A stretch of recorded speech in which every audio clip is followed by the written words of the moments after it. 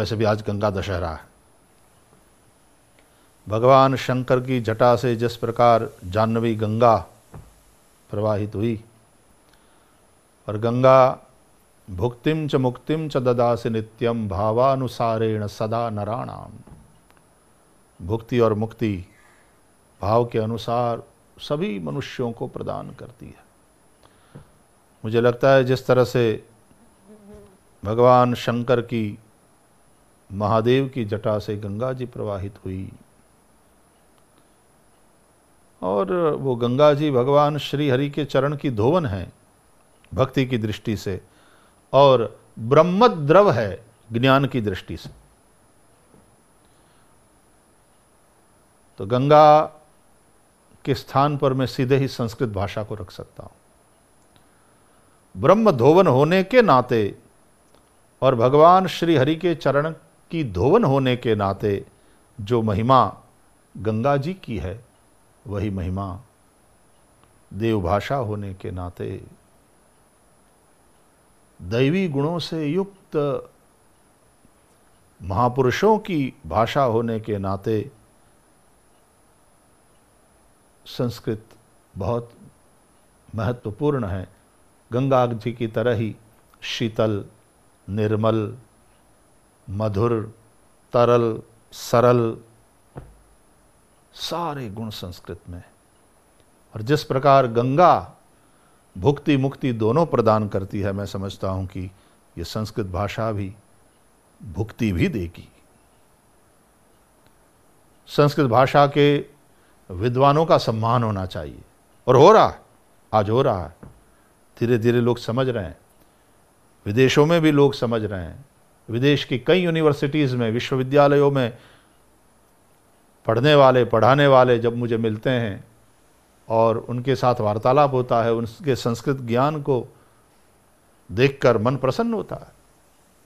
कई विदेशी हमारे वेदों के मंत्रों को इस तरह से उच्चारण करते हैं, जिन्होंने दिया वो पूरी उसकी जो मर्यादा है उसके साथ उसको सुयोग्य बनाने के उपरांत ही देते होंगे, लेकिन जिस तरह से उनको मंत्रोच्चारण करते हम सुनते हैं, तो कभी कभी यहाँ के हमारे कर्मकांड करने वाले ब्राह्मण उतनी शुद्ध संस्कृत नहीं बोल पाते, या मंत्र उनके पास गुरु परंपरा से नहीं है, इसलिए शुद्ध नहीं होते हैं।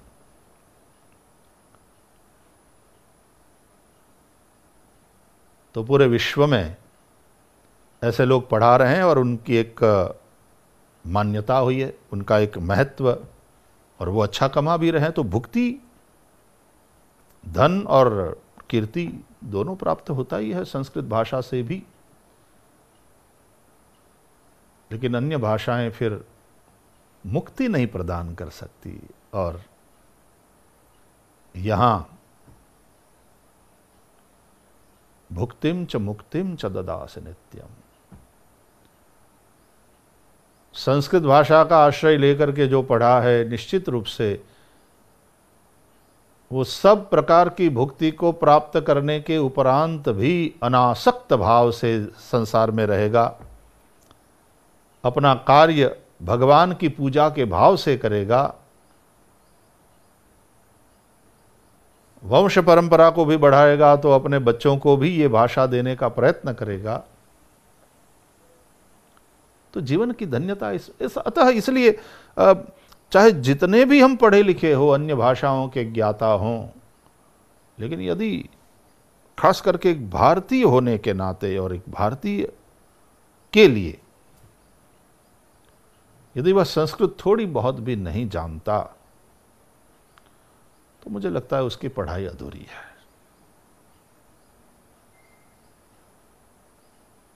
जानाति विविधा भाषा, जानाति विविधा कला, आत्मानं नैव जानन्ति आत्मानं नैव जानाति, यो न जानाति संस्कृतम। उसको वो जो पराविद्या है उसकी प्राप्ति नहीं हो सकती। वो इसलिए क्योंकि उस विद्या से संबंधित सारी बातें संस्कृत में ही हैं हमारे यहां। तो आत्मानं नैव जानाति यो न जानाति संस्कृतम। तो परा अपरा दोनों प्रकार की विद्या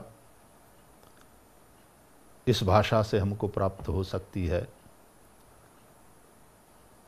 जिन भगवान शंकर की जटा से गंगा जी प्रकट हुई और धरती पर अवतरित हुई, गंगा दशहरा है, आज हम गंगा जी को प्रणाम करें। उन्हीं महादेव के डमरू से ही ननाद ढक्काम नवपंचवारम, और जो शिव सूत्र जाल तैयार हुआ और फिर जैसे कमल खिलता है उस तरह से ये भाषा का कमल खिला।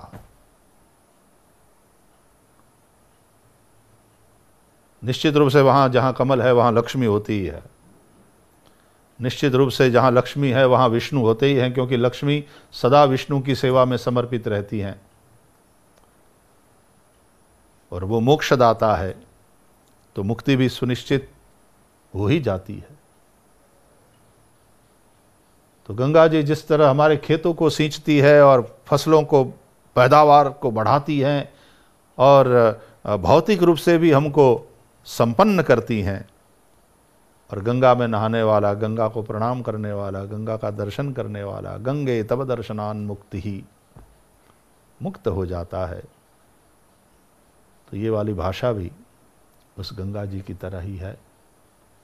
हम संस्कृत भाषा के इस महत्व को समझते हुए कुछ ऐसा करें कि इस भाषा के प्रति हमारा प्रेम हो, हम अपनी इस माँ को भूल जाएं। ये हमारा ही अकल्याण करेगा। ये देश भारत है, ऋषि परंपरा के लोग हम हैं, हमारी जड़ें संस्कृत में, ये हमारा उत्स है हमारी संस्कृति का। और जो उत्स से नाता तोड़ लेता है उसका अस्तित्व मिट जाता है। अतः हम इससे न केवल संबंध बनाए रखें, लेकिन हमारी जड़ें इस भूमि में मजबूत हों। इसी भूमि से हमारे जीवन का वृक्ष पोषण को प्राप्त करें। हम विकास को प्राप्त हों, हम पल्लवित हों, हम पुष्पित हों और फल देने वाले हों, केवल फल लेने वाले नहीं। उन वृक्षों की भांति हम फल को देने वाले, बांटने वाले, यानी परमार्थ की वृत्ति से युक्त हों। यही ऋषि परंपरा है।